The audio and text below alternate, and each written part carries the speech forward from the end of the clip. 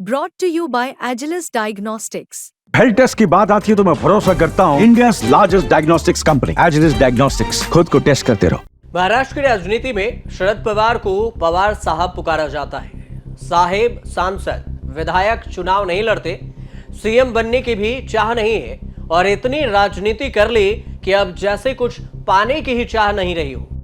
ऐसे दौर में भी शरद पवार का फॉर्म देखकर विरोधियों के पसीने छूट रहे हैं।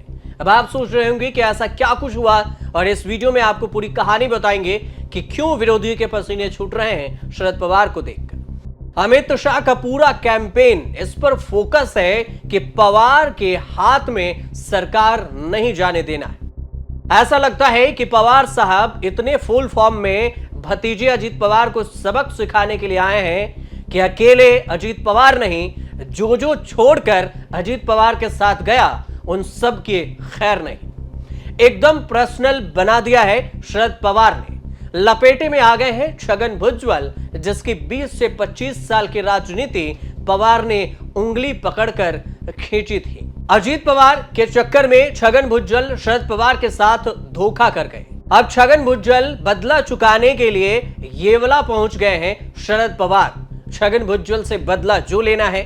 एक ही दिन येवला में टकराने से बचे पवार और भुजबल। इंटरेस्टिंग वीडियो ये वायरल है कि जैसे ही भुजबल का हेलीकॉप्टर येवला हेलीपैड पर लैंड किया, पवार का हेलीकॉप्टर टेक ऑफ हुआ। छगन भुजबल एक जमाने में महाराष्ट्र के डेप्यूटी सीएम हुआ करते थे। शरद पवार के कारण इतना बड़ा पद मिला था भुजबल को। भुजबल एनसीपी के टिकट पर येवला से चुनाव लड़ रहे हैं। भुजबल वही नेता हैं जिनके बारे में हाल में राजदीप सरदेसाई के किताब में खुलासा हुआ कि ईडी से बचने के लिए भुजबल ने शरद पवार के साथ धोखा दिया। अजीत पवार के साथ जाकर बीजेपी से मिल गए। 2019 में एनसीपी एक थी। शरद पवार ने येवला सीट से भुजबल को चुनाव लड़ाकर जिताया था। येवला से फिर छगन भुजबल अजीत पवार की पार्टी के टिकट पर चुनाव लड़ रहे हैं। शरद पवार ने येवला में रैली करने न केवल विश्वासघाती छगन भुजबल को हराने की अपील कर दी, बल्कि जनता से माफी मांगी कि उन्होंने येवला को छगन भुजबल जैसे गलत और विश्वासघाती उम्मीदवार के हाथों में दे दिया। अब ये शरद पवार की स्ट्रेटजी समझिए या फिर हार जीत और सीधे साइड करने की नई रणनीति। छगन भुजबल विश्वासघाती क्यों हुए ये भी समझिए। इसकी कहानी पवार ने ही सुनाई। वो कहानी ये है कि एनसीपी में फूट के बाद भुजबल उनके घर पहुंचे, उनके और अजीत पवार के बीच में सुलह कराने की पेशकश की, लेकिन दोबारा लौटकर कभी आए नहीं। अगले दिन महायुति सरकार में मंत्री पद की शपथ ले ली और शरद पवार बाला साहब ठाकरे जैसे राजनीतिक गुरुओं से धोखे का इतिहास रहा है छगन भुजबल का। छगन भुजबल विश्वासघाती हैं या नहीं, गुरुओं को धोखा दिया या नहीं, इस कहानी में कुछ तो फैक्ट है, क्योंकि छगन भुजबल उस जमाने में बाला साहब ठाकरे के साथ हो लिए जब शिवसेना और बाला साहब ठाकरे की कोई खास जगह थी नहीं। शिवसेना के फाउंडर मेंबर जैसे छगन भुजबल को बाला साहब ने खूब चढ़ाया। शिवसेना का बड़ा नेता, मुंबई का मेयर भी बनाया। एक दिन भुजबल ने बाला साहब से लड़ झगड़ कर बगावत करके नई शिवसेना बना ली। जब शिवसेना भी नहीं चली, तब शरद पवार ने कांग्रेस में लेकर राजनीति का जीवन दान दिया। बाला साहब के गुस्से से बचाने के लिए कवच और ढाल बन गए थे शरद पवार। 1999 की बात है। 1999 में पवार ने कांग्रेस से बगावत करके एनसीपी बनाई। तब छगन भुजबल साथ हुए। महाराष्ट्र में एनसीपी का पहला प्रदेश बनाया। येवला से छगन भुजबल को चुनाव लड़ाकर डेप्यूटी सीएम बना दिया।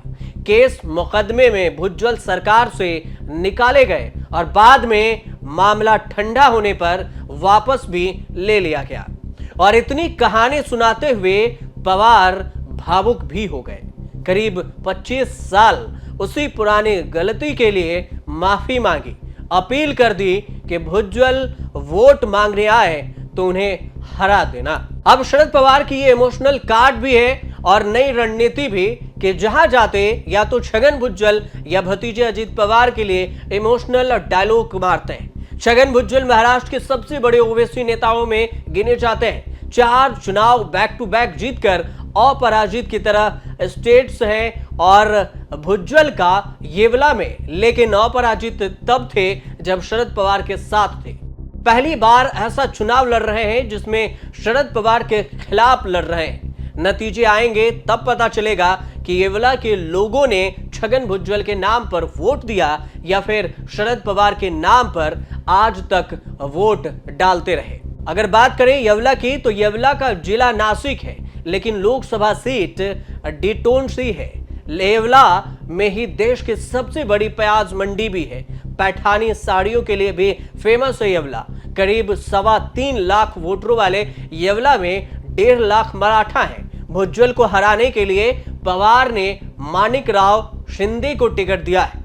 अब चुनाव में पता चलेगा कि कौन कितना पानी में है और भुज्जल शरद पवार के बगैर कैसे जीत पाते हैं या फिर वो हार जाते हैं शरद पवार की नई रणनीति से। ये सब होगा जब चुनाव परिणाम आएंगे, तब सबसे पर्दा उठेगा। फिलहाल आप देखते रहिए न्यूज़ तक।